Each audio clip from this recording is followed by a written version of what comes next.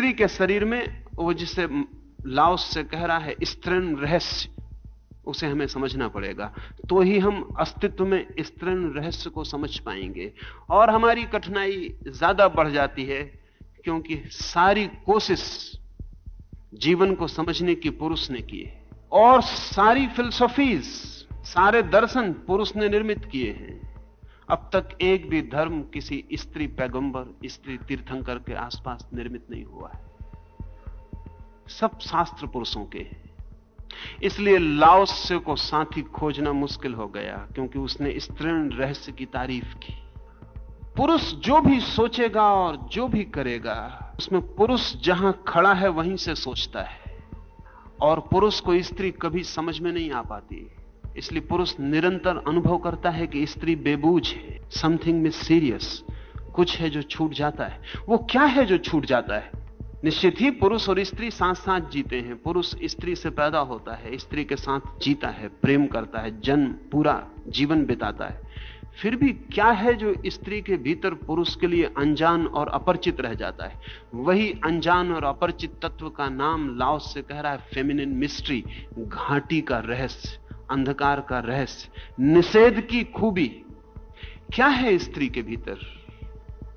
अगर एक स्त्री आपसे प्रेम में पड़ जाए तो भी आक्रमण नहीं करती, प्रेम में भी आक्रमण नहीं करती है, प्रेम में भी प्रतीक्षा करती है, आक्रमण का मौका आपको ही देती है। आप कभी किसी स्त्री से ऐसा न कह सकेंगे कि तूने मुझे प्रेम में उलझा दिया, कि तूने मुझे विवाह में डाल दिया। स्त्रियां ही डालती हैं, लेकिन कभी आप किसी स्त्री से ऐसा न कह सकेंगे कि तूने मुझे प्रेम में उलझा दिया, क्योंकि इनिशिएटिव वे कभी नहीं लेती, पहल वे कभी नहीं करती। वही उनका रहस्य, खींचना बिना किसी क्रिया के, बिना किसी कर्म के आकर्षित करना, सिर्फ होने मात्र से आकर्षित करना, जिसको कृष्ण ने गीता में इनेक्शन कहा है, अकर्म कहा है। स्त्री का रहस्य वही है। वो अगर प्रेम में भी गिर जाए तो उसकी तरफ से इशारा भी नहीं मिलता कि वो आपके प्रेम में गिर गई है। उसकी मौजूदगी आपको खींचती है, खींचती है। आप ही पहली दफा कहते हैं कि मैं प्रेम में पड़ गया हूं। स्त्री कभी किसी से नहीं कहती कि मैं तुम्हारे प्रेम में पड़ गई हूं। पहल कभी नहीं करती, क्योंकि पहल आक्रामक है, एग्रेसिव है, पॉजिटिव है। जब मैं किसी से कहता हूं कि मैं तुम्हें प्रेम करता हूं, मैं अपने से बाहर गया, मैंने कहीं जाके आक्रमण किया, मैंने ट्रेस पासिंग शुरू की, मैं दूसरे की सीमा में प्रवेश कर रहा हूं। स्त्री कभी किसी की सीमा में प्रवेश नहीं करती, फिर भी स्त्री आकर्षक है। उसका रहस्य क्या है? निश्चित ही उसका आकर्षण इनएक्टिव है, एक्टिव नहीं है। पुकारती है लेकिन आवाज नहीं होती उस पुकार में, हाथ फैलाती है लेकिन उसके हाथ दिखाई नहीं पड़ते, निमंत्रण दिया जाता है लेकिन निमंत्रण की कोई भी रूपरेखा नहीं होती। कर्म पुरुष को करना पड़ता है, कदम उसे उठाना पड़ता है, जाना उसे पड़ता है, प्रार्थना उसे करनी पड़ती है, और फिर भी स्त्री इंकार किए चली जाती है। और जब भी कोई स्त्री किसी के प्रेम में जल्दी हां भर देती है, तब समझना चाहिए उस स्त्री को भी स्त्रीण रहस्य का कोई पता नहीं है। क्योंकि जैसे ही स्त्री हां भरती है वैसे ही व्यर्थ हो जाती है। उसका निषेध, उसका इंकार किए चले जाना ही उसका अनंत रस का रहस्य है।